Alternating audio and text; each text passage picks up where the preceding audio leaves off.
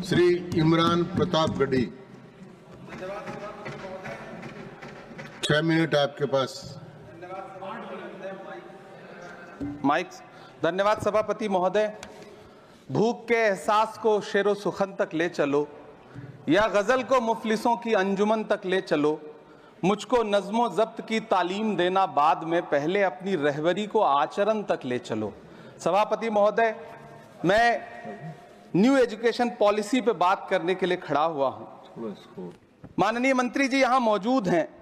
New education policy कहती है कि हमारा जोर टीचर्स ट्रेनिंग पर होना चाहिए, लेकिन जो नेशनल सैंपल सर्वे ऑफिस का आंकड़ा है वो कहता है कि इस देश में सिर्फ 13% टीचर हैं जो ट्रेंड हैं। तो मैं माननीय मंत्री जी से जानना चाहता हूं कि क्या जो 87% टीचर्स हैं जिन्हें ट्रेनिंग देने की अभी जरूरत है, उनको ट्रेनिंग देने के लिए हमारे पास क्या रोड मैप रहेगा, और क्या हमारे पास इतने बड़े पैमाने पर कॉलेजेस हैं, रिसोर्सेज हैं जिनसे उन्हें ट्रेन किया जा सके। हमारी न्यू एजुकेशन पॉलिसी कहती है कि टेक्नोलॉजी पे जोर दिया जाए, और टेक्नोलॉजी के सहारे पढ़ाई को हमने कोविड के दौरान देखा भी है कि किस तरह से बच्चों को टेक्नोलॉजी के सहारे पढ़ाया गया। लेकिन मैं माननीय मंत्री जी से पूछना चाहता हूं कि जब इस देश में 80 करोड़ लोग 5 किलो राशन पे गुजारा कर रहे हों, तो क्या उन परिवारों तक इंटरनेट, कंप्यूटर, लैपटॉप जैसी सुविधाएं पहुंचाने के लिए कोई रोड मैप है ताकि उनके बच्चों को शिक्षित किया जा सके? मैं एक बहुत महत्वपूर्ण बात और सभापति महोदय यहां कहना चाहता हूं कि माइनॉरिटी कम्युनिटी से जुड़ा हुआ जो मदरसा एजुकेशन का पैटर्न है, उस पे बहुत गंभीरता से माननीय मंत्री जी से पूछना चाहता हूं कि जो न्यू एजुकेशन पॉलिसी है, कुछ मदरसे ऐसे हैं जिनको सरकार रिकॉग्नाइज करती है, लेकिन कुछ बड़े शिक्षण संस्थान हैं, नदवा और देवबंद जैसे, क्या न्यू एजुकेशन पॉलिसी के कॉन्टेस्ट में आपने इन बड़े संस्थानों से डायलॉग करने का कोई मानक या कोई बातचीत शुरू करने का प्लान बनाया है या नहीं, ये मैं पूछना चाहता हूं। और एक बहुत महत्वपूर्ण बात मंत्री जी से मैं पूछना चाहता हूं कि बहुत सारे माइनॉरिटी इंस्टीट्यूट थे जहां पर स्कॉलरशिप का प्रावधान था, लेकिन आपने मौलाना आजाद नेशनल फेलोशिप को एक झटके में बंद कर दिया। हजारों लाखों छात्र जो उस स्कॉलरशिप के भरोसे अपनी शिक्षा ग्रहण कर रहे थे। एक तरफ प्रधानमंत्री जी कहते हैं सबका साथ सबका विकास, एक हाथ में कंप्यूटर एक हाथ में कुरान, लेकिन जब स्कॉलरशिप आप बंद कर देते हैं तो गरीब तबके से आने वाला अल्पसंख्यक समुदाय के जो बच्चे हैं, उनकी शिक्षा व्यवस्था को लेकर के, उनकी शिक्षा को आगे बढ़ाने को लेकर के आपके पास क्या प्लान है?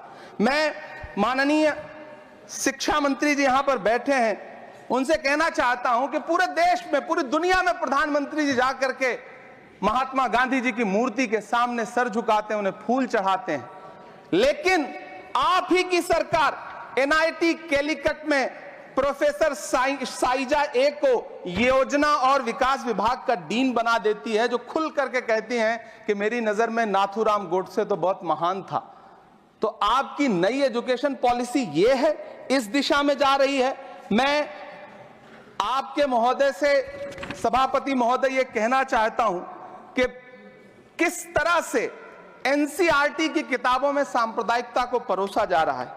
माननीय मंत्री जी, क्या आपके संज्ञान में है कि केंद्रीय हिंदी संस्थान और नीपा जैसे जो संस्थान हैं, उसमें अघोषित तौर पर यह कह दिया गया है कि देवनागरी में लिखते हुए जो नुक्ते लगाए जाते थे, जिनको यह कहा जाता है कि वो उर्दू से आते हैं, उनको अघोषित तौर पर रोक दिया है कि नई छपने वाली किसी भी किताब में नुक्ता नहीं लगाया जाएगा।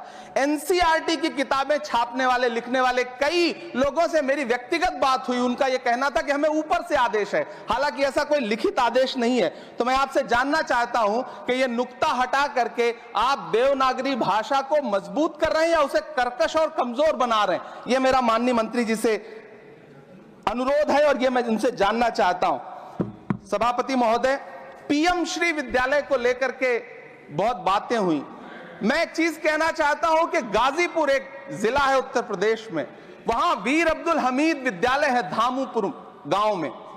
पिछले दिनों PM श्री कंपोजिट स्कूल का नाम लेकर के उस स्कूल का नाम बदल दिया गया, उसके सहारे भी सांप्रदायिकता परोसने की कोशिश की गई। जब सोशल मीडिया पे बहुत हंगामा खड़ा हुआ, हम सारे लोगों ने आवाज उठाई, तब फिर से बेसिक शिक्षा अधिकारी ने नाम बदल करके पुनः उसका नाम बीर अब्दुल हमीद, जो परम चक्र विजेता हैं, उनके नाम पे करने का काम किया। ये इस योजना के थ्रू भी सांप्रदायिकता को जो परोसने का काम किया जा रहा है, उसको मंत्री जी के संज्ञान में है यह बात या नहीं, और रोकने के लिए क्या काम करेंगे। एनसीईआरटी की जो किताबें हैं उनसे हिंदू मुस्लिम एकता के जो चैप्टर हटाए जा रहे हैं, महोदय, एनसीईआरटी की किताबें बच्चों का ज़हन तैयार करती हैं। आप बेसिक तौर पे एक नया इतिहास पढ़ाने के चक्कर में बच्चों को, छोटे बच्चों को जो गुमराह करके उनको एक झूठा इतिहास पढ़ाने का प्रयास कर रहे हैं, आगे चल के दुनिया में वो बच्चे कहां सस्टेन करेंगे। तो मैं माननीय मंत्री जी से कहना चाहता हूं कि शिक्षा और धर्म को एक दूसरे से अलग रहना चाहिए।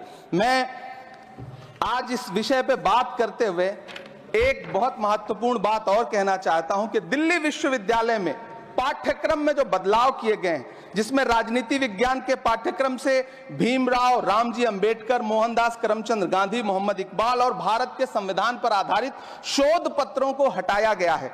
दलित लेखक बामा और सुकीरथ राणा को अंग्रेजी पाठ्यक्रम से हटाया गया है। क्या ये चीजें माननीय मंत्री जी के संज्ञान में है? समय बहुत कम है। मैं इस नई एजुकेशन पॉलिसी पर आदरणीय मंत्री जी से और सरकार से इतना कहना चाहता हूं कि आप बदलाव के नाम पर ये जो नई चीजें लेकर के आ रहे हैं, कैंपस में जिस तरह की गुंडागर्दी है, अभी एक माननीय सदस्य ने बोलते हुए जेएनयू का जिस तरह से जिक्र किया कि जेएनयू में इस तरह के नारे लगे, कुछ नकाबपोश लोग आते हैं, नारे लगाते हैं, चले जाते हैं, पुलिस सालों साल गुजरने के बाद उन नकाबपोश लोगों को ढूंढ नहीं पाती है। इतने प्रतिष्ठित शिक्षण संस्थानों को बदनाम करने के लिए जो तरीका सरकार इस्तेमाल कर रही है वो बहुत शर्मनाक है। पिछले दिनों एक महिला भी नकाबपोश, जिसने छात्रावास में लाठी बरसाई थी, डंडे चलाए थे, वो आज तक उसकी पहचान नहीं की जा सकी, दिल्ली पुलिस उसे ढूंढ नहीं सकी। जामिया की लाइब्रेरी में जिस तरह से लाठियां बरसाई गई थी, उनके जख्मों के निशान आज तक नहीं सूखे हैं। अलीगढ़ मुस्लिम विश्वविद्यालय को लेकर के वहां के सांसद जिस तरह की भाषा का इस्तेमाल करते हैं, वो बहुत शर्मनाक है। माननीय मंत्री जी और सरकार से मैं आपके माध्यम से पूछना चाहता हूं और यह कहना चाहता हूं, आप बदलाव के नाम पर जो नई चीज लाने की कोशिश कर रहे हैं, महोदय, नदियों को साफ मत करिए, उन्हें गंदा मत होने दीजिए, नदियां अपने आप साफ हो जाएंगी। सभापति महोदय, मैं तो कहना चाहता हूं कि जंगल मत उगाइए, बस पेड़ों को काटना बंद कर दीजिए, जंगल अपने आप उग जाएंगे। मैं तो सरकार से कहना चाहता हूं कि शांति स्थापित करने के लिए भाषण मत दीजिए, अशांति फैलाना बंद कर दीजिए, शांति अपने आप स्थापित हो जाएगी। मैं तो कहना चाहता हूं कि प्रेम फैलाने पर लंबे लंबे लेख मत लिखिए, बस नफरत करना बंद कर दीजिए, प्रेम अपने आप फैल जाएगा। ये जो नई एजुकेशन पॉलिसी है, इसमें जिस तरह से गरीब तबके के लोगों को, हाशिए पर मौजूद लोगों को शिक्षा से दूर करने का प्रयास किया जा रहा है, वो बहुत शर्मनाक है।